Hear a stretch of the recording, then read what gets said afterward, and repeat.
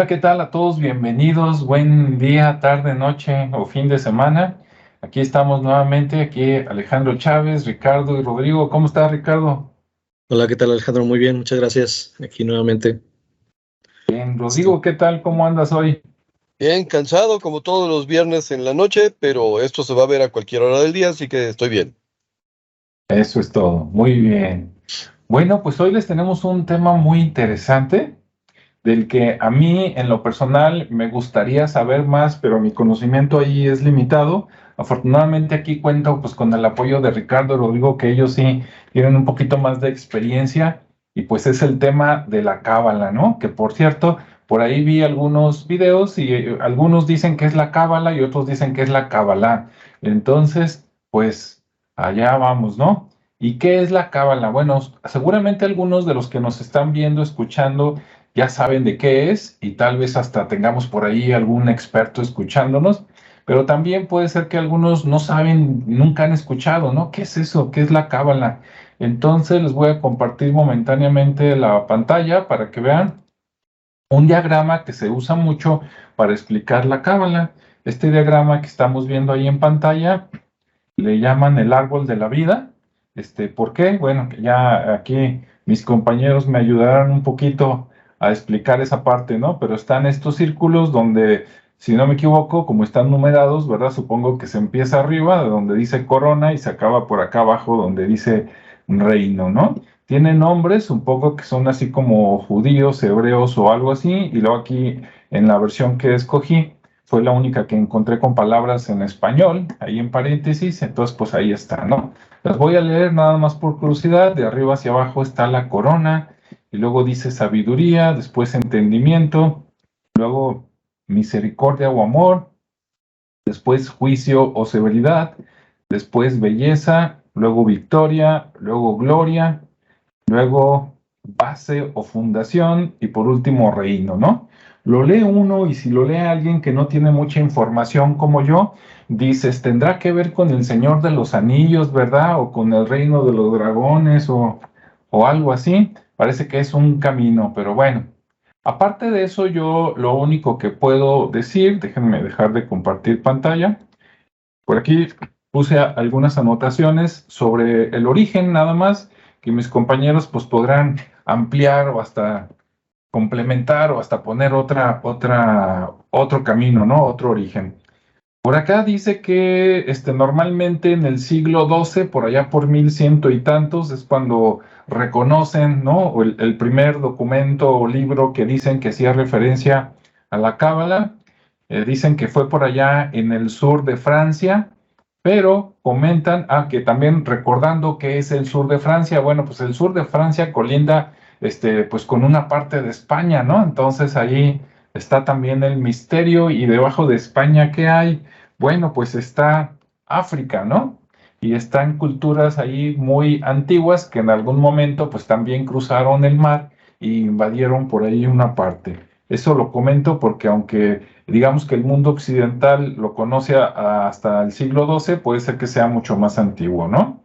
Sobre el significado, parece ser que uno de sus significados es compartir el conocimiento, como cuando alguien, como de maestro a alumno, ¿sí? De yo conozco algo y te voy a pasar el conocimiento para que cuando yo ya no esté, tú lo tengas y lo sigas incrementando, ¿no? Supuestamente significa algo así. Y ya si nos vamos a planos muy elevados, dices, bueno, ¿y eso para qué sirve? Pues supuestamente es como para buscar un equilibrio en la vida o irte superando, pero en el lado más jalado de los pelos, por ahí vi a un señor que dice que en la historia había unas personas que la manejaban con tal maestría que inclusive podían crear seres vivos, incluido un ser humano. Ah, caray, así, pues así. ¿Y con qué tiene relación? Bueno, de lo que yo encontré hablando de libros, algunos no los he visto, pero dice que tiene relación con los libros de Sefer Yetzirah, Sefer Jabajir, con la Torah judía, con el Pentateuco cristiano, que son los libros que supuestamente dijo Moisés. Y digo supuestamente porque yo no me consta, ¿verdad? No estaba ahí en ese momento. Tiene que ver con la numerología, tiene que ver con la astrología, con la magia y con el Zohar. Entonces, bueno, eso fue por ahí lo que yo encontré y hasta ahí me quedo porque yo nunca la he usado. Entonces, vamos a pasar por aquí con Ricardo para que él nos diga desde su punto de vista, su experiencia, qué es y para qué sirve, ¿no? Entonces, adelante, Ricardo. Ok. Pues bueno, sí, efectivamente la Kabbalah tiene un tema con ese que mostraste, con esa imagen la definen como el árbol de la vida, donde se representa pues ese Ah, camino que todo ser humano o toda persona va a recorrer digamos que en el proceso de desarrollo, ¿no? De la parte espiritual y de muchas otras situaciones que se van presentando, pero ese efectivamente es un camino que parte desde, digamos, simbólicamente la corona, que es la mente, hasta la parte espiritual, ¿no? Pero que se va desarrollando y que en otro simbolismo, pues también implica las 10 esferas o las sefirots, que son reglas que en algún momento Yahvé le proporcionó a los judíos para que combinado con las 12 tribus se generara un algoritmo y lejos de ser una religión, fuera una tecnología, ¿sí? ¿Por qué? Porque cada combinación que tiene ahí, incluso las mismas letras hay un alfabeto, eh, cada letra tiene un número y cada combinación, eh, digamos que de palabras, tienen un valor numérico y ese valor numérico tiene una representación hacia el exterior, ¿no? Y también hacia adentro, es decir, hacia el espíritu. Entonces se da mucha interpretación basada en ese árbol o en esa figura, tiene ahora sí que mucho simbolismo, pero bueno, principalmente es ese, ¿no? Del tema de las sefirot y las 12 tribus de los judíos. Bueno, y en términos de Kabbalah, su significado más común es el de recibir. Entonces, ¿qué es lo que recibimos? Pues bueno, recibimos tanto en forma espiritual, las intenciones, así como lo que físicamente podamos dar o nos puedan dar, como vasijas. También ellos ven al ser humano como una vasija y esa vasija en teoría debe de estar siempre vacía, es decir, se llena y se vacía porque si se llena completamente ya no tiene la capacidad de recibir. Entonces todo el tiempo hay que estar dando para poder recibir, ¿sí? De ahí también se derivan muchas cuestiones de que uno no puede dar lo que no tiene. Entonces lo que va uno recibiendo, sea en conocimiento, sea material o sea en sabiduría, pues es algo que también debemos de empezar a compartir, ¿no? Más o menos va en ese sentido el tema. Ahora, la parte histórica de lo que es Kabbalah, pues bueno, se remonta a hace más de 4.000 años, donde ya existía esa conciencia, eh, o más bien existían ya esas tribus. Nada más no voy a meter mucho en el tema de las tribus por lo que habíamos comentado, pero voy a tratar de retomarlo más o menos en la Edad Media, que es cuando en España, que mencionabas en la parte de Francia y el norte de España, donde se empezó a gestar la parte de la guerra, ay, ¿cómo se llaman estos? Mm, Los, este, los, los que iban la- con espadas a imponer la iglesia a sí, los sí, no creyentes, como los cristeros acá, pero ya eran los otros, templarios. los templarios, ándale. Entonces también había mucho de ese tema y entonces esa información ya la tenían guardada mucho antes, la habían almacenado en unas vasijas y la escondieron cerca de un monte que está ahí, que está en España, pero que está en ese sur de Francia y, y venía escrito a través de Balsentov. Balsentov es uno de los primeros cabalistas que, que obtiene esa información a través del Pentateuco y que de alguna manera lo baja en libros que de alguna manera son incluso que no los reconoce a una iglesia, porque cuando Moisés o Moisés de León, es el que descubre en España esos escritos, esos manuscritos. Él se oculta en una cueva porque lo andaban siguiendo estos cuates de las espadas, y ahí lo encuentra. Entonces ahí encuentra todas estas vasijas, encuentra todo este conocimiento y él lo rescata y lo comienza a traducir, puesto que estaba en hebreo antiguo. Entonces empieza a hacer esa traducción y empieza nuevamente a permear ese conocimiento. Posteriormente, pues ya se va pasando a otros rabinos y se va generando más información. Él rescata el tema del Zohar también, que es un libro que le llaman de la iluminación o del resplandor.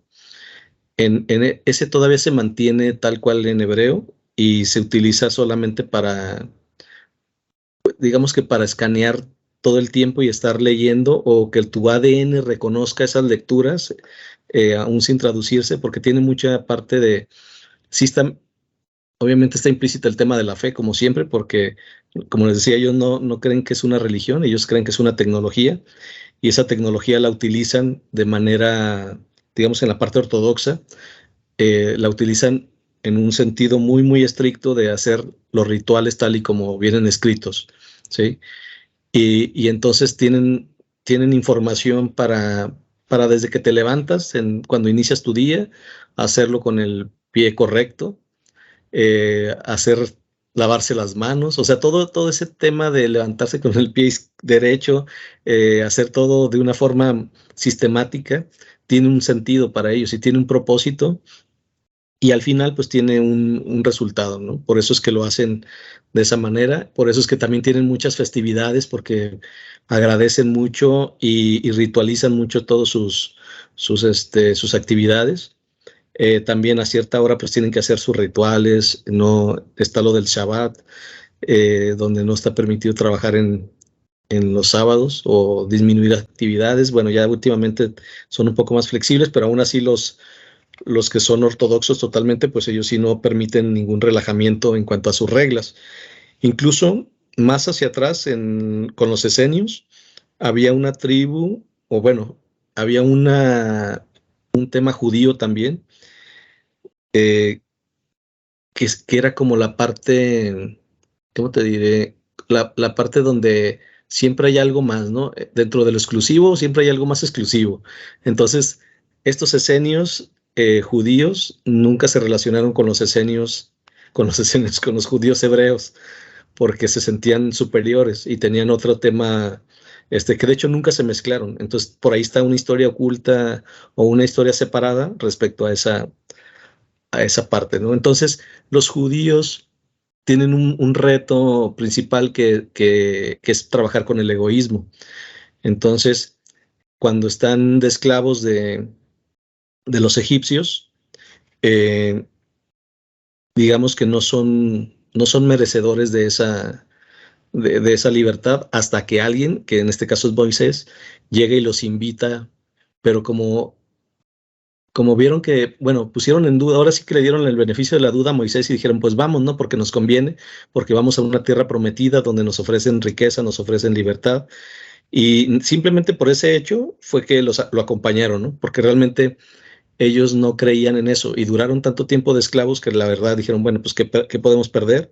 Se fueron y empezaron a ese camino de la tierra prometida, que al final simbólicamente esa tierra prometida pues es un tema mental, no es un tema que está en la psique, pero que en ese momento simbólico de buscar esa tierra prometida, pues bueno, se dieron muchos sucesos que ya conocemos algunos por el tema de la Biblia, pero principalmente ahí es donde Moisés les entrega esos libros, esas reglas de vida, y que de ahí se va formando todo el tema de lo que es el Pentateuco, no recuerdo si es la Torá o no todavía ahí, pero hay otro libro ahí en medio, ahorita no lo recuerdo, perdón, pero que de alguna manera dicta esas reglas y que de alguna manera el pueblo judío se pone a prueba, tan así que en un momento que él se fue a buscar esa información, pues se relaja todo el pueblo y empiezan a hacer lo que no tenían que hacer, ¿no? Pero básicamente es por la naturaleza de ese pueblo, ¿no? Simbólicamente, porque su reto es el dar y el recibir, pero su principal naturaleza es el ser egoísta. Entonces, por eso es que ritualizan todo para recordar que no deben de ser egoístas y que todo el tiempo tienen que estar recibiendo, pero también dando. ¿Sí? Entonces, va en ese sentido. Igual, como primera etapa, lo dejo aquí para dar pie a que Rodrigo también comparta un poco más de esto que estamos hablando. ¿Va? Muy bien. Adelante, Rodrigo. Bueno, un poquito algunos términos más generales. Podría decir en primer lugar que básicamente las religiones, que otra vez su función principal es unir a las personas, religar es unir. Normalmente se maneja en dos círculos diferentes, por lo menos. Entonces tenemos una religión exotérica, que es la religión del pueblo, y una religión esotérica, que es la religión privilegiada, donde realmente están comprendiendo los procesos de causa y consecuencia. Por lo menos así se han planteado en muchas ocasiones. En el caso de la Cábala, como mencionaba Ricardo correctamente, se basa en el estudio adecuado y la interpretación adecuada de la Torá o el Pentateuco, que son el mismo libro, nada más que uno está desde la perspectiva judía y el otro está desde la perspectiva católica, pero básicamente son los mismos. La situación es que el primer punto que se tiene que considerar es la geografía. La agiografía es tratar de determinar quién escribió este Pentateuco o esta Torá.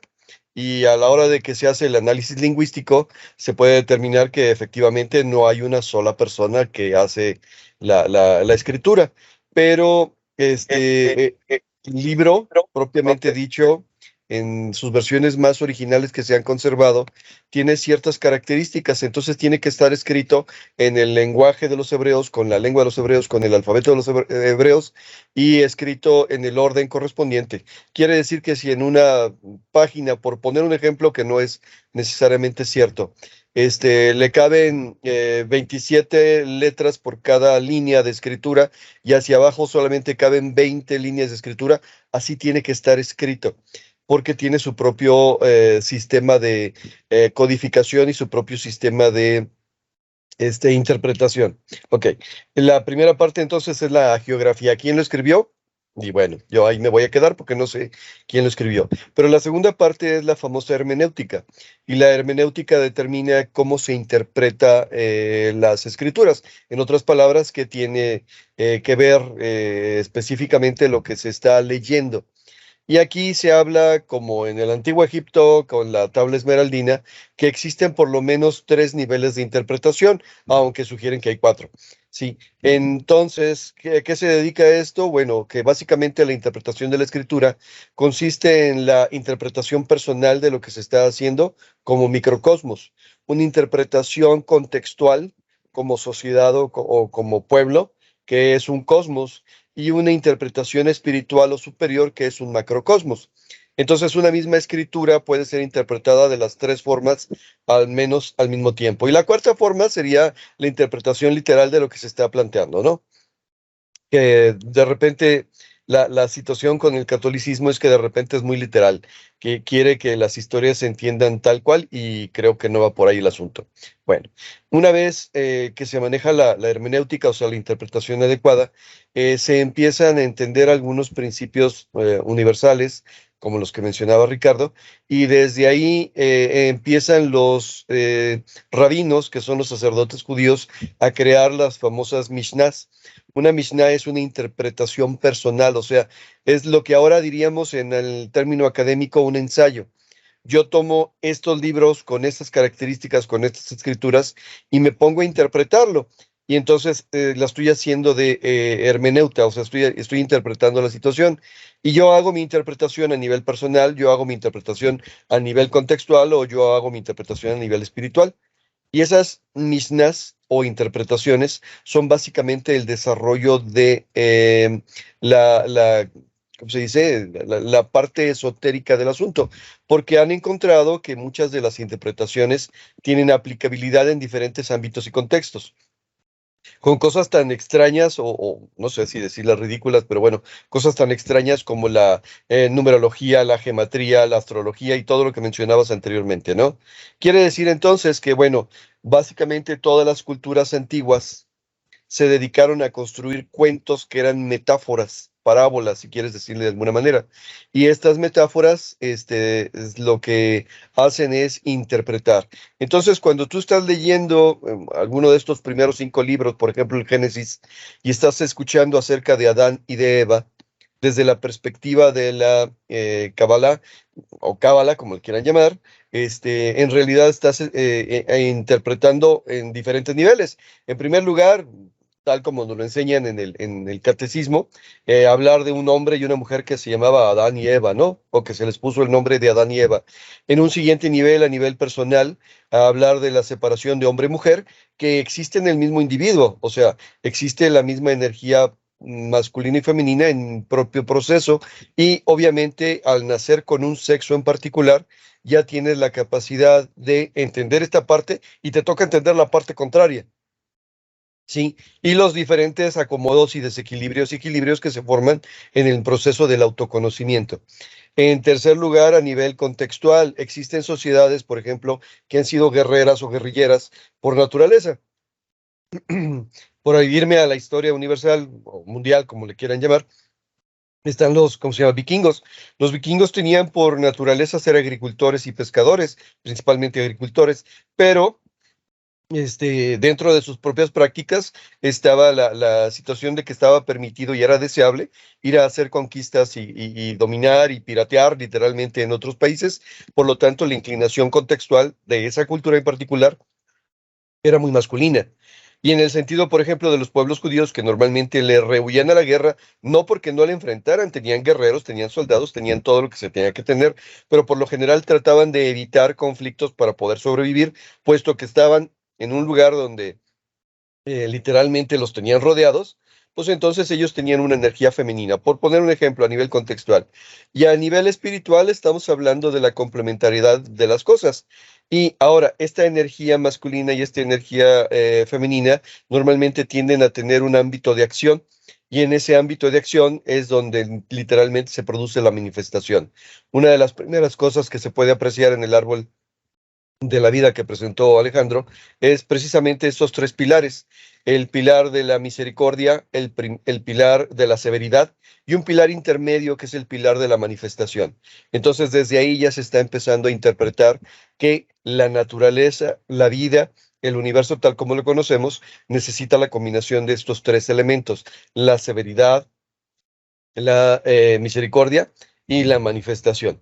Y entonces se dan unas situaciones muy extrañas porque por un lado vienen las famosas cruzadas, donde una orden de guerreros, digo una orden porque originalmente eran guerreros nada más, eran nobles asignados a ciertos castillos que tenían y estaban bajo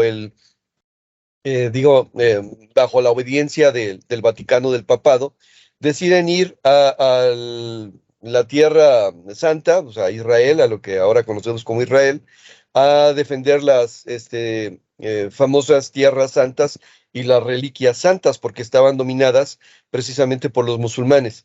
Y en España ya habían tenido una invasión musulmana terrible, o sea, no los habían podido controlar. De hecho, los musulmanes se adueñaron de una muy buena parte del país, y luego poco a poco fueron los católicos liberando por ahí ciertas zonas, y luego se fue haciendo la misma mezcla. Ahora, siguiendo estas tradiciones, los judíos, que insisto, han tenido como religión un sistema bastante exitoso, ya lo había mencionado yo en otro video, de repente se adueñan de las riquezas porque precisamente parte del camino va por ahí, ¿sí? Para llegar al famoso cielo, ¿no?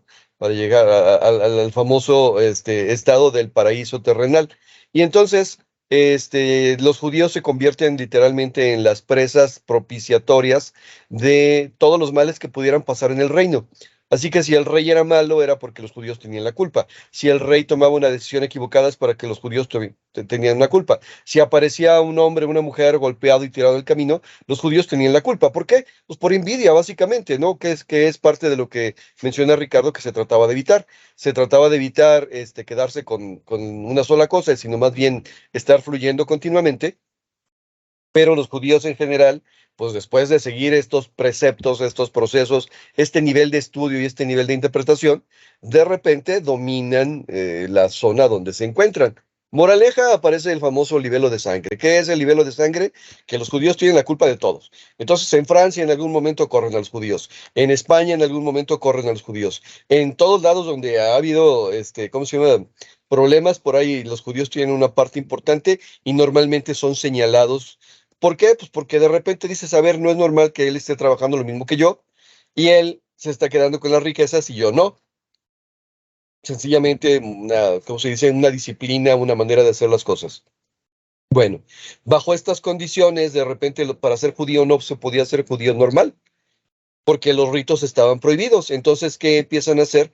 Empiezan a rescatar una vez más todas aquellas enseñanzas que no se transmitían de voz de voz a libro, sino que tendrían que ser transmitidas de voz a voz, y así se funda, por así decirlo, el seguimiento de la Cábala, para volverle a dar sentido a lo que la religión exotérica hacía practicar a los judíos y para que entendieran que el proceso que tenían que seguir para poderse liberar es de esta manera. Respecto a algunas posibles interpretaciones o, ¿cómo se dice? Interpretaciones o hermenéutica de lo que podrían significar, me espero una segunda vuelta.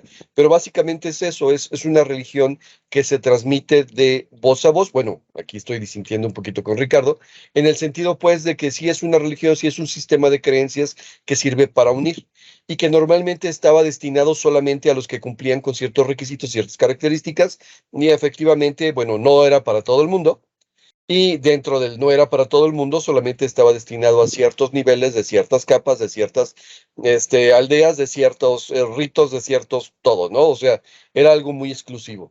De hecho, sigue siendo hoy algo muy exclusivo, no porque no esté abierto al público, sino porque suele ser muy caro.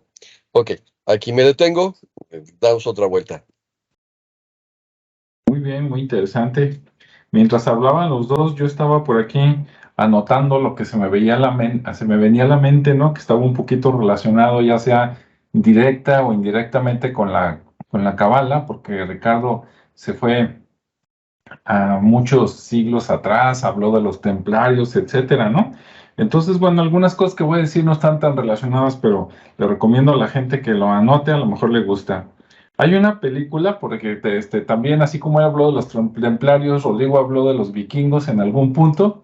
Hay una película que se llama, si no me equivoco, puedo equivocarme, El Guerrero 13. Búsquenlo por ahí donde lo encuentren, probablemente ahí mismo en YouTube esté. Es con Antonio Banderas. Se trata, en pocas palabras, de que los vikingos bajan, atraviesan Europa y llegan a guerrear algún lugar por ahí del Mediterráneo y por ahí se encuentran contra los, no sé si eran musulmanes, árabes o algo, pero algunos de esos, ¿no? Entonces Antonio Banderas representa, digamos, a los del sur, que se supone que eran más civilizados, y los vikingos, pues es la fuerza bruta, ¿no? Que viene del norte, y entonces se unen, y después, por un acuerdo que hubo, digamos, político, él tiene que acompañarlos como para devolver un favor político, y entonces se lo llevan por allá, ¿no? A Inglaterra, por aquellos rumbos, a que les ayude a derrotar a un enemigo, desconocido, ¿no? Así muy, muy misterioso. Entonces, los recomiendo, está buena. Otra también me sonó así como el dicho de como es arriba es abajo, ¿no? A lo mejor está relacionado aquí un poquito con lo que dijeron. Dicen que es egipcio, pero quién sabe, ¿no? Otro, me puse a pensar, aunque el origen es muy antiguo, de cuando se reconoce para acá, dije, ¿será que es como la Biblia, que originalmente era nada más para los judíos y después ya fue para todo el mundo? Ya ven que en la Biblia, siempre en el Antiguo Testamento, pues todo es de los judíos, ¿no? Aunque la gente diga que no, y ya en el Nuevo Testamento, pues ya cambia un poquito la cosa, aunque siguen siendo los judíos, ¿va? Otra, ¿se tendrán alguna relación, aunque sea lejana, con los masones? Ahí dejo la pregunta en el aire. Se mencionó también a los esenios, ¿no? Los esenios y sus famosos rollos del Mar Muerto, ¿no? Por ahí descubiertos más o menos como en 1947, si no me falla la memoria, en unas vasijas, ¿verdad? Supuestamente por accidente, donde encontraron ahí rollos con versiones diferentes de lo que conocemos como los evangelios en la Biblia. Entonces, muy interesante ahí también el grupo de los esenios. Hay muchos libros de esto que normalmente se llaman los rollos del Mar Muerto y hay de diferentes autores. Una vez yo me encontré uno en una biblioteca católica, para no decir nombres, en una universidad. Y como yo era estudiante en aquel tiempo, lo saqué para leerlo, lo podíamos sacar una semana, llegué como a la mitad, lo regresé, y después fui otra vez a sacarlo, y ya no tenía, ya habían dado depuración, nunca volvió a aparecer el libro.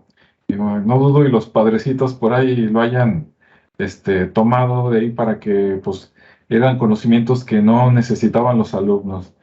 ¿Qué más? ¿Qué más? Los templarios, ya lo comentaron, listo. Me sonó, a lo mejor no tiene nada que ver, ¿no? Pero ya ven que todo el cine toma cosas de la antigüedad y luego las presenta como nuevas. Por ejemplo, la Guerra de las Galaxias de alguna manera toma cosas, yo creo que de varias de estas herramientas, religiones, lo mezcla con los samuráis, lo mezcla con con un montón de cosas, ¿no? Los Jedi, a final de cuentas, son como sacerdotes guerreros, ¿no? Ahí lo dejo. Y ya más caricaturizado, bueno, pues estaba la caricatura de las esferas del dragón y también eran 10, ¿no? Ahí donde salía Goku, para todos los que tienen 30 y tantos y 40 y tantos años ya saben de qué estamos hablando. Bien, ven, nada más quería aventar todo eso. Y de ahí, ahora sí lo que quiera recuperar, Ricardo, y ampliar o corregir. Adelante, Ricardo. Ok, gracias. Pues sí, como comentabas eso de las esferas, Ajá. realmente casi todas sobre todo en Oriente, se retoma mucho esos simbolismos y los tratan de democratizar. Digamos que de alguna manera cubren la parte filosófica o la parte del conocimiento que hay, que es oculto, y lo tratan de democratizar basado en una caricatura o en una historia, como decía Rodrigo, en una metáfora, ¿no? Para que de alguna manera pues ese conocimiento queda ahí un poco velado, pero que todo el tiempo está ahí, ¿no? Incluso si nos ponemos a ver historias de animes o de caricaturas, incluso en el mismo DC Comics o Marvel, Ujú. muchos de esos superhéroes tienen poderes que ya existían o que se basan en algún dios, Más que antiguo. sí, exactamente. Entonces, por ahí las propiedades existen y las resaltan de otra manera, más contemporáneas, más aparentemente eh, que no son reales, pero bueno, en su momento existían para ellos, ¿no? Y de alguna manera eso sucede con Kabbalah. Digo, en estos tiempos pues, se sigue estudiando. Obviamente la parte histórica es muy, muy extensa, las variantes también, puesto que tocan ellos, como mencionaba, está lleno de simbolismos, está lleno de esa tecnología que, como bien dice Rodrigo, al final de cuentas es una religión y hasta puede caer en el término de secta, ¿no? Porque de alguna manera tienen todos esos tintes, pues se puede connotar tanto como religión o como secta, pero que ellos la alejan de eso, de ese contexto, pues por obvias razones, ¿no? Para hacerse como en un nivel diferente, ser un poco más exclusivos, aun cuando mencionaba que siempre dentro de lo exclusivo hay todavía esferas más exclusivas y que es real. A mí me tocó conocer la escuela de Kabbalah en Ciudad de México y aquí en Guadalajara, y pues es muy notorio, ¿no? Se nota desde que llegas, pues el trato, como tú no eres judío de cuna, pues ya eres un gentil, ¿no? Así nos llaman. Entonces eres alguien externo, pues. Y, y de esa manera te van tratando.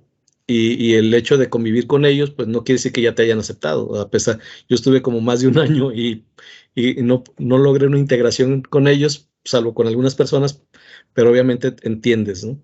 Porque no era ni Ujú. el propósito era conocer parte de esa cultura o de esa tecnología, pero bueno, al final sí, como bien dice Rodrigo, es caro el Zcar que le llaman, que es como el diezmo, pues es bastante interesante cuando lo empiezan a pedir y dices, ah, caray, ahí es donde te cuestionas, ¿le sigo o no le sigo? ¿Qué tanto es mi pasión por esto o nada más es curiosidad? Dice, Entonces, de qué tamaño es tu fe, verdad?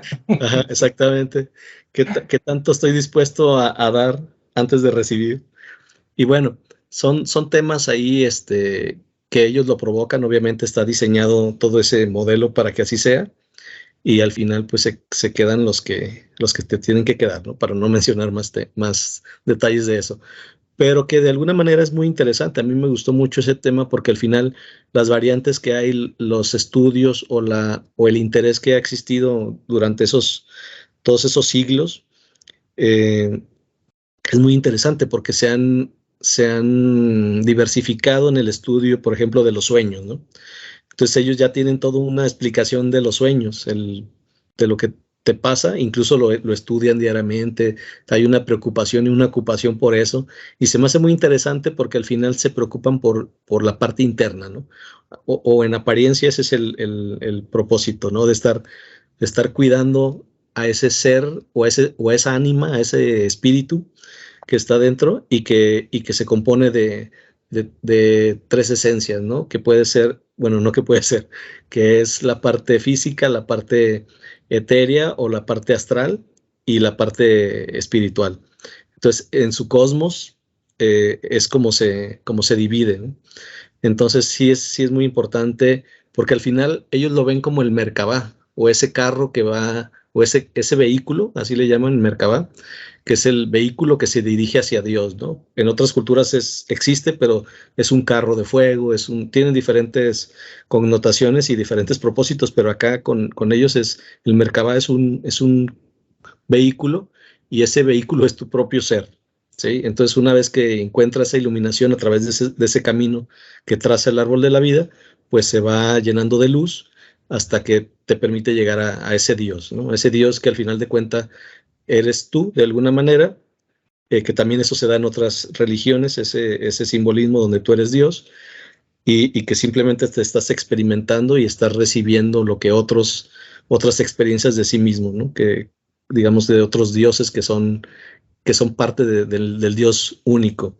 Pero bueno, luego se vuelve muy compleja esa parte, pero al final ese propósito se me hace muy interesante porque es el autoconocimiento, ¿no? El conocer lo que pienso, lo que siento, el encontrar un propósito, que es el dar y recibir, y que se diversifican en áreas de conocimiento, como lo decía, los sueños, los ángeles, la numerología, las cartas, eh, los signos zodiacales incluso, porque también, por ejemplo, cada mes es un signo y se rige por la parte del lunar, los ciclos, y entonces ellos conocen muy bien eso y permite entender a la otra persona, ¿no? Dice, bueno, ahorita está en esta etapa lunar, la luna ahorita está ejerciendo cierta eh, influencia y por eso ahorita en este momento no es propicio para hacer negocios o en este momento tú estás, te puede suceder un accidente, entonces no hagas nada. Más o menos es así, ¿no? Y cada mes tienen esa explicación para el signo. Está bastante interesante, pues, porque lo tratan con mucha seriedad. Entonces parece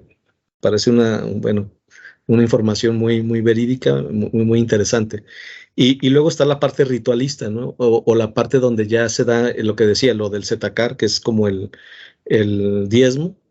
Están otros términos como lo que decía del propósito, que de alguna manera es como le llaman ellos tikkun, que es lo que vienes tú a resolver. Esa parte oye, pues yo estoy repitiendo mucho historias, ¿no? Entonces, tengo que encontrar cuál es mi tikkun, cuál es el, el reto que tengo que superar, ¿no? Y luego está la parte también del Satán, el diablo, como ellos lo ven, el contrincante, el Satahán, también para ellos es muy importante esa figura, porque finalmente es una figura que se esconde dentro de ti, que se escucha como tú, porque es tu voz la que escuchas, y que es el contrincante que está dentro de ti, con el cual tienes que trabajar y tienes que superar, ¿no? No tanto es que tengas que superar a alguien que está afuera, todo el trabajo siempre es interno, entonces también eso se me hace muy interesante porque te posiciona o te ubica en algo que es como el desarrollo personal, ¿no? Tengo que estar enfocado en mi propio desarrollo y conforme voy desarrollando, voy creciendo, voy compartiendo más cosas y a la vez voy recibiendo también, ¿no? Entonces, suena muy bonito, es como muy ideal, pero bueno, a veces no sucede. Pero es una parte que se puede rescatar, ¿no? La otra, pues decía, las festividades que tienen como el Yom Kippur, el Rosh Hashanah, que se celebran en Navidad y eso, eh, y que también eso permite y recordar lo que han vivido históricamente y también evolucionar o hacer limpieza, ¿no? De lo que está pasando, hacen como una depuración basado en ese ritual y es como volver un ciclo nuevo, ¿no? Como también lo hacen los Wiccas allá por Irlanda. Entonces, en tema de diciembre, que es cuando se hace, cuando no hay cosecha y bueno, está todo para la parte de la abundancia, ¿no? Entonces son esos momentos en que se ritualiza para provocar que exista abundancia y si lo haces de manera apropiada, pues bueno, los resultados se verán en el siguiente año. Entonces esa parte ritualista pues, se me hizo también muy interesante, el que ellos creen en esos rituales y que desde la mañana empiezan a surgir efecto y como decía, existe un libro que es el Zohar, que aunque está en un hebreo antiguo y que no lo pretenden traducir. Sí, no, incluso simplemente traducir, porque como bien decía Rodrigo, tiene una métrica muy precisa en cuanto a su lectura, en cuanto a las palabras, en cuanto al tamaño y todo. Está perfectamente diseñado para que no lo... De hecho, se dice que eso el demonio no lo puede leer, que porque era como cuando Jesús era el único que hablaba ese idioma, ese dialecto, entonces está escrito así y que solamente tu parte, tu esencia lo entiende, ¿no? Entonces no necesitas que te lo traduzcan, no necesitas saber qué dice, porque con el simple hecho de que lo escanees o lo veas, tu espíritu ya está entendiendo lo que está leyendo, ¿no? Entonces está bastante padre, está muy interesante el estar escaneando eso con una fe ciega o con un propósito que no sabes cuál va a ser y que dices, bueno, pues a lo mejor funciona, ¿no? Pero que ellos ya no creen, ellos ya están seguros de lo que está pasando, ¿no? Entonces yo creo que esa certeza de lo invisible, por así llamarlo, es parte también de lo bueno que ellos han desarrollado y experimentado, porque al ser una comunidad que parte del egoísmo y su propósito o su tikkun es no ser egoísta y ser compartido, les ha permitido ser esa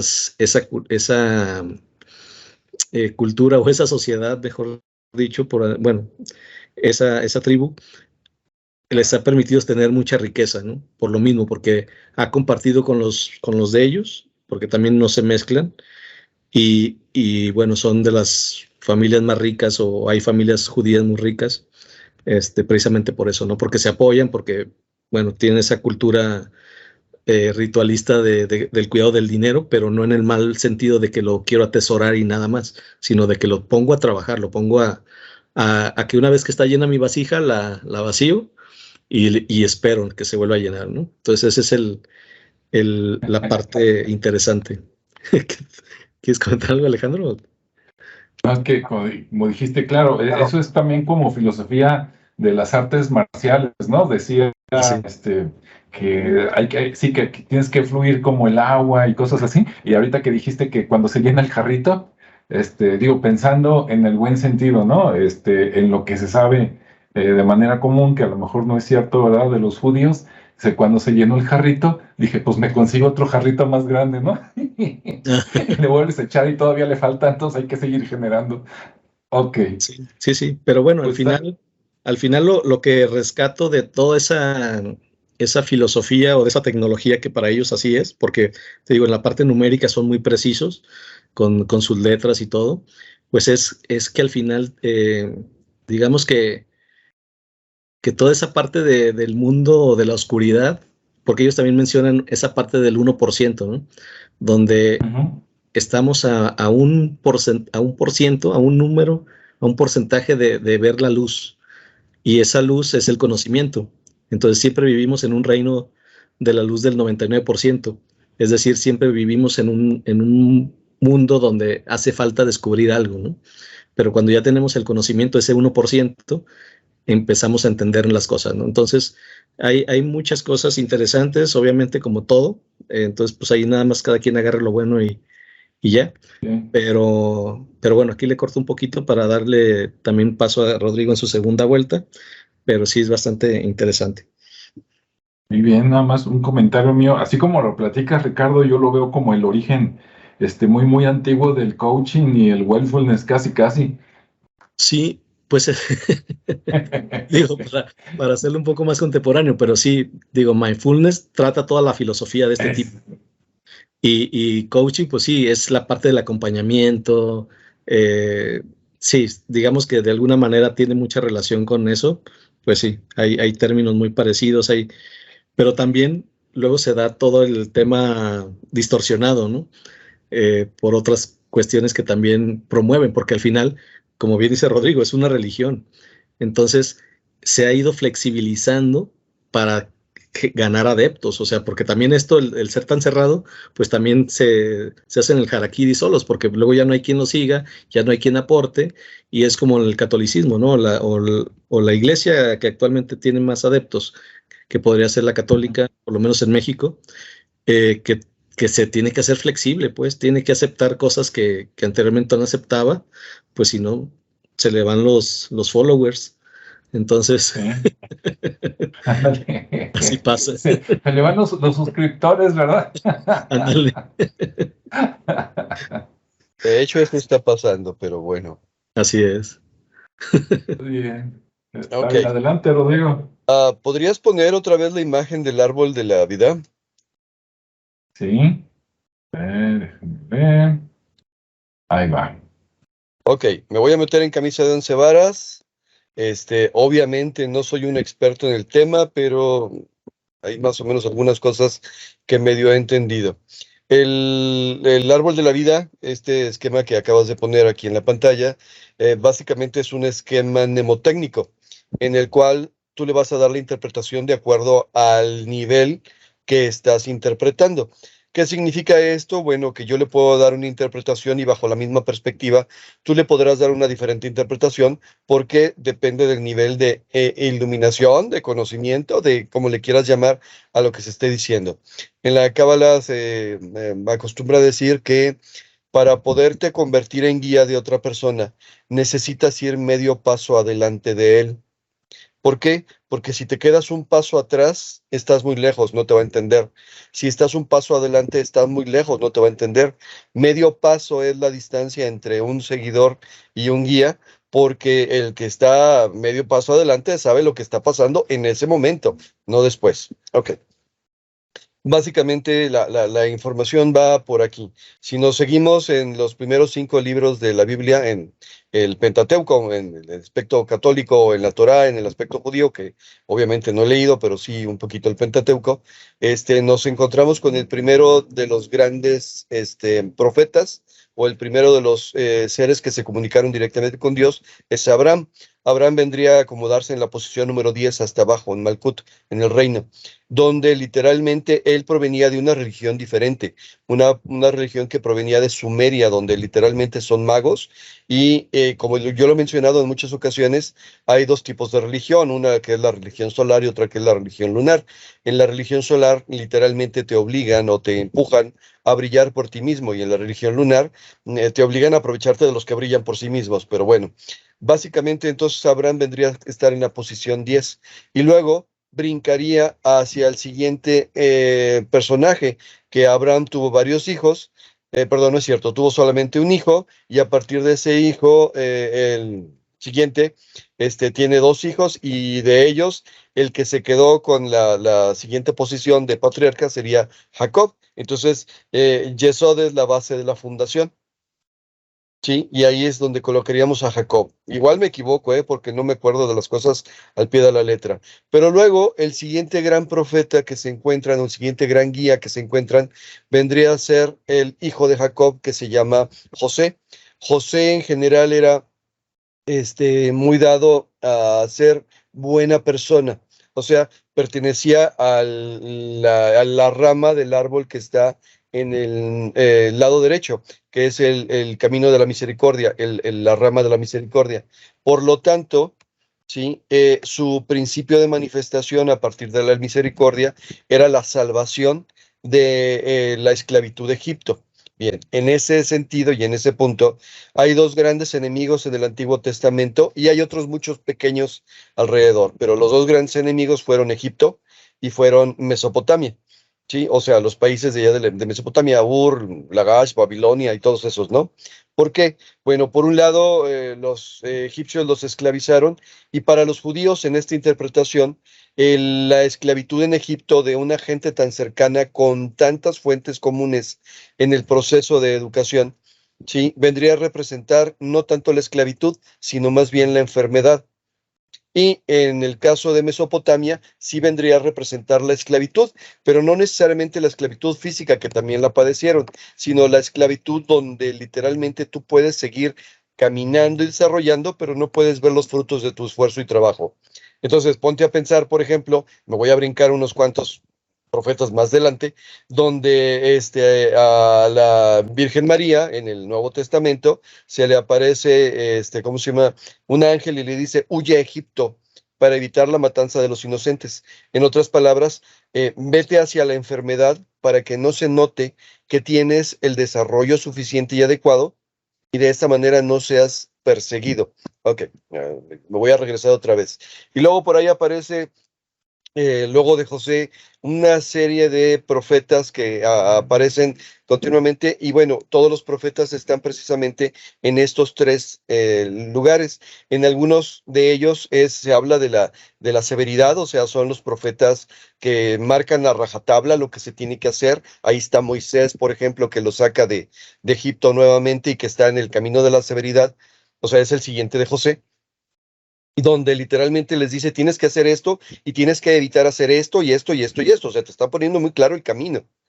Pero luego de José viene otro que es el hermano, perdón, luego de Moisés viene el hermano ¿cómo se llama? De Moisés, que es ya Tifaret, o sea, ya no sería Jod, sería Moisés, y Tifaret sería Aarón.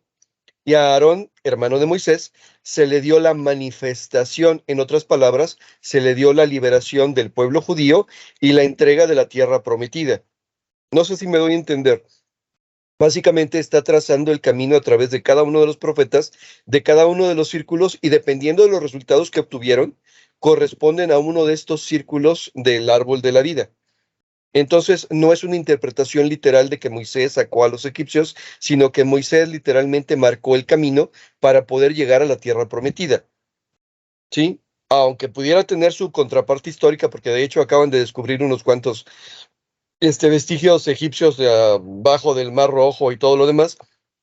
Más allá de eso está la interpretación correspondiente.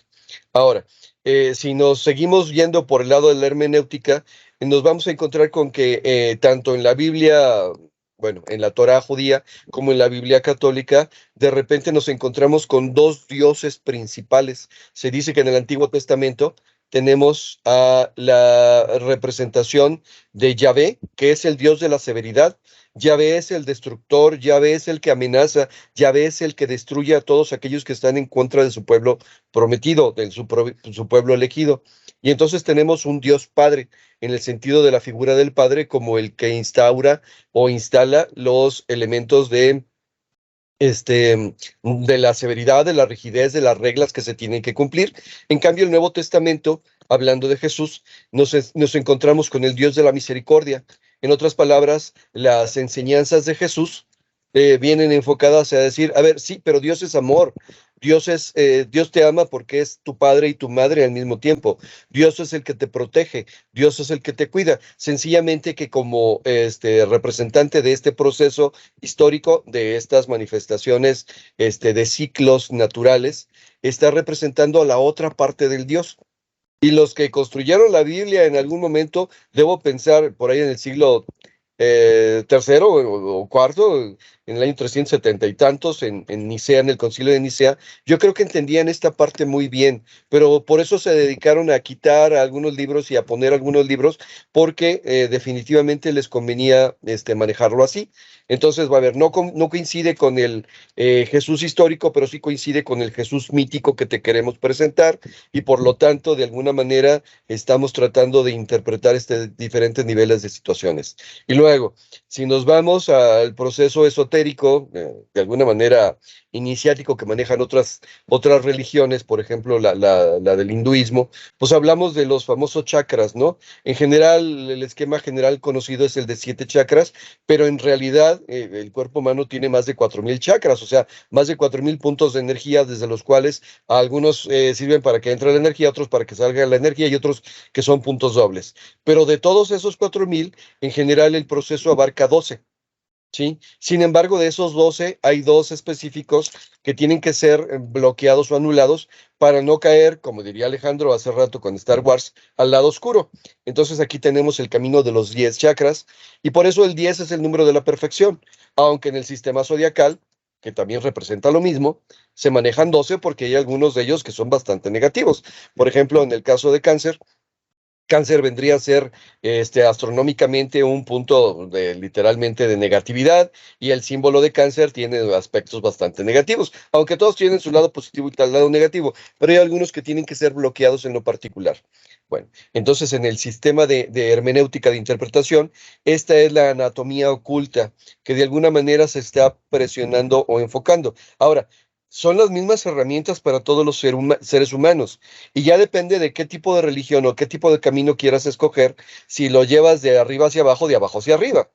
En otras palabras, lo que también en otro video habíamos mencionado, si prefieres ser iluminado y elegido por el arcángel, o prefieres ser Prometeo y asaltas el Olimpo para robarles el fuego, con las consecuencias que ello pudiera tener, ¿no? Entonces, básicamente, nos vamos a los niveles de interpretación. ¿Y qué quieres interpretar? Bueno, quieres interpretar que en el momento actual del mundo, por ejemplo, nos encontramos tan perdidos en el camino de la misericordia que estamos olvidándonos el camino de la severidad y ahora los jóvenes, por ejemplo, pueden hacer lo que sea, lo que se les dé la gana y literalmente se están estrellando y nos están estrellando como sociedad para ciertas cosas. En otras palabras, idealmente vendríamos una vez más al sistema griego de equilibrio a tratar de estar en el punto medio. Pero igual el punto medio es difícil de encontrar, normalmente nos encontramos de un lado o del otro. No sé si me di a entender con esto de la hermenéutica. Básicamente es a qué nivel lo quieres interpretar y dónde lo quieres interpretar. Y por lo tanto, cada una de las mishnás de las tradiciones o ensayos estos que hacen los rabinos se centra en algún punto o aspecto específico y al mismo tiempo sus propias interpretaciones se pueden llevar a diferentes niveles de interpretación que no son los originales que se querían poner ahí. De eso se trata la Cábala. Literalmente de ponerte a ser filósofo de ti mismo para tu propio desarrollo y el desarrollo de los demás, pero al mismo tiempo, si tú logras el desarrollo propio y el de los demás, pues estás contribuyendo al desarrollo espiritual y estás contribuyendo al desarrollo contextual. A ver si no me perdí y no tiré demasiadas pedradas, pero bueno, creo que quedan unas cuantas pedradas más para el final. Aquí la dejo. Muy bien, pues para cerrar un poquito, porque bueno, pueden hablar muchas cosas, ¿no? Inclusive yo leí por ahí que había diferentes tipos de cabalas, entonces, pues da mucho para qué hablar. Pero bueno, si alguien de los que nos está viendo, escuchando, se interesa, ¿no? O sea, por curiosidad, ¿a qué tipo de persona le recomendarían, meterse o estudiar la cabala y a quién no? Ricardo, tú primero. A ver si te entendí. O sea, ¿a qué tipo de persona le recomendaría o a quién? Sí, No entendí bien. ¿a qué tipo de persona? Sí, es por ejemplo, bueno, ahorita dijeron que era una religión, es un camino, etcétera. Bien, si la comparo, digamos, con un deporte y estuviéramos hablando de natación y me dirías, oye, ¿a quién le recomiendas natación? Ah, pues a personas que a lo mejor otros tipos de deportes fuertes, pues le lastimarían, pero acá como están en el agua van a haber un desarrollo, ¿no? O sea, vas a tener músculo, vas a agarrar cuerpo, etcétera, pero claro, tienes que tener tiempo y dinero para pagar la alberca, etcétera. No sé si me explico. Ok. ¿A quién le va a beneficiar la cábala y a quién no? Así como quien dice. Pues bueno, Yo creo que a quien le va a beneficiar, le puede beneficiar a cualquiera. Sin embargo, aquel que busca sentido en todo lo que hace, algún propósito, le puede ayudar bastante, porque como todo está lleno de simbolismos, todo tiene un porqué y un para qué, entonces ahí va a encontrar respuestas, ¿no? Por lo menos las respuestas que ya están predefinidas. Y Ok, dentro de esa gama de información que va a encontrar, pues va a encontrar lo que ellos intentan desarrollar en cada uno de nosotros, que es la parte de conciencia y de sabiduría, como bien lo comentaba Rodrigo. Entonces, toda la persona que se esté ocupando de su desarrollo personal, espiritual y de sabiduría, pues ahí va a encontrar muy buenas lecciones. Además de gente que ya conoce el cuarto camino, que ya conoce a este Gurdjieff o a Ouspensky, pues todas estas personas ya conocen algo, entonces les va a ayudar bastante. muy bien, muchas gracias. Rodrigo, lo mismo. Sí, ¿a quién le recomendarías la cábala y a quién no? Bien, voy por el camino de las opiniones. Ajá, Me voy a ganar unos cuantas pedradas, pero voy por el camino de las opiniones. Primero, un conocimiento que no se otorga gratuitamente, ajá. sino que se tienen que cumplir requisitos económicos, de disciplina, de lo que sea, como quiera que sea. No es un conocimiento, es un sistema de manipulación. En otras palabras, ¿cómo vas a encontrar a Dios pagando? Vas a encontrar a Dios viviendo. Si es que es una forma, a lo mejor, lírica de entender este proceso. Lo mismo va para todas las sociedades iniciáticas, lo mismo va para todas las religiones. En vez de estar ocultando esta información, háganla pública, que de hecho mucha de ella ya se encuentra por ahí pública. ¿Qué pasa? Que la gente que no la entiende, pues no la entiende. La gente que no tiene el nivel, la preparación, el estudio, lo que sea, eh, no la va a entender y eso ha sido siempre.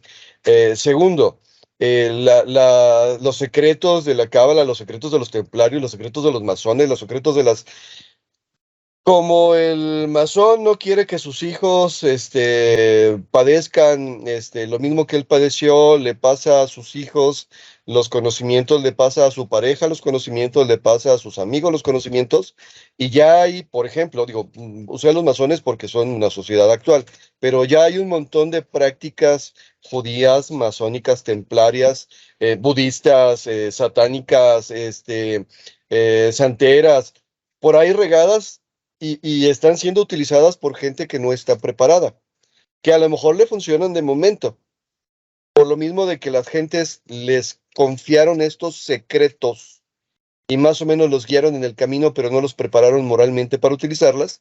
Y ahora te encuentras con que donde quieras nos vamos a encontrar precisamente a Sumeria y Egipto, lugares donde vas a trabajar, donde literalmente te esclavizan a nivel energético para que todo lo que tú batalles ya no sea tuyo, vaya a ser de ellos. Y esto es mucho más común de lo que se pueden imaginar. O al revés, cuando te niegas o te liberas y dices, pues entonces te mando a Egipto. Y entonces te provocan enfermedades, te provocan problemas de salud, te provocan problemas de otra índole, sí, porque literalmente quieren acaparar ellos todo, o sea, en un mundo de egoísmo, que es lo contrario de lo que este tipo de conocimientos debería estar promulgando. Entonces, mi opinión es que se parece un poquito más al budismo, aunque no soy budista, que el camino es el camino sin camino. En otras palabras, cada quien va a encontrar su propio proceso. Lo triste del asunto es que muchas personas acceden a este tipo de conocimientos y caen en el fanatismo.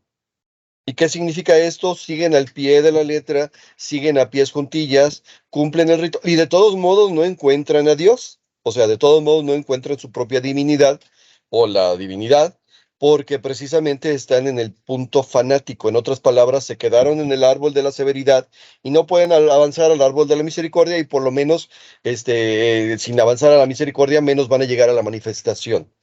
Creo que si viviéramos nuestra propia vida y nos dedicáramos a analizar nuestra propia vida y nos pudiéramos, sí a estudiar, sí a entender, pero no una, sino muchas religiones, tal vez llegaríamos a un punto específico donde pudiéramos comprender un poco mejor y pudiéramos controlar un proceso, un poco mejor el proceso. Y bueno, esa es una opinión muy personal. Ahora, ¿a quién recomendaría esto? Pues a los judíos, como dijo Ricardo, a todos los demás nos van a tratar como gentiles, pues es como decir, a ver, tú vas a ser un ciudadano de segunda, ¿no? Pues muchas gracias, no. Ya de por sí me tratan como de segunda o de tercera, no voy a ir a meter a un lugar donde obviamente sí voy a poder aprender, voy a poder mejorar, pero al fin y al cabo no me van a dejar llegar. Esa es mi opinión. Muy bien. Bueno, pues aquí los que no sabían nada, seguramente espero que haya sido muy interesante. Los que ya sabían algo, pues obviamente, como en todo en la vida, ¿verdad? Como si estuviéramos hablando de fútbol, estarán de un lado, del otro o en alguna parte intermedia. Pero bueno, sí es un tema interesante, es uno de los gráficos, ¿no? Este diagrama de árbol que se encuentra uno muy seguido cuando anda en temas o que sale a la plática, aunque no estén así tan relacionados, sí, ya que salga que interpretación de sueños, tarot, cábala, el eneagrama, ¿no? Hay un montón de cosas relacionadas y no tanto. Entonces, bueno, pues hoy decidimos hablar de una.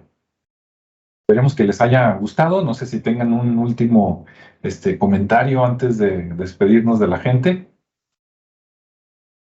Pues nada, que busquen y experimenten lo que necesiten en su momento y que se alejen del dogma, que fue lo que yo hice, ¿no? Yo conocí y sigo conociendo muchas religiones, pero pues tomo lo bueno que pueda encontrarme ahí y sí detecto el dogma y en ese momento ya, no me gusta. Muy Pero bien. bueno, ahí está. Ahí está. Sí, usted, como en la película del Señor de los Anillos, ¿no? Usted vaya a la comunidad, pero ya si siente que el anillo se está apoderando de usted, Exacto. aviéntelo al volcán, porque si no, se va a convertir en el Gollum. Ándale. Ok, pues muchas gracias. Esperemos que les haya gustado.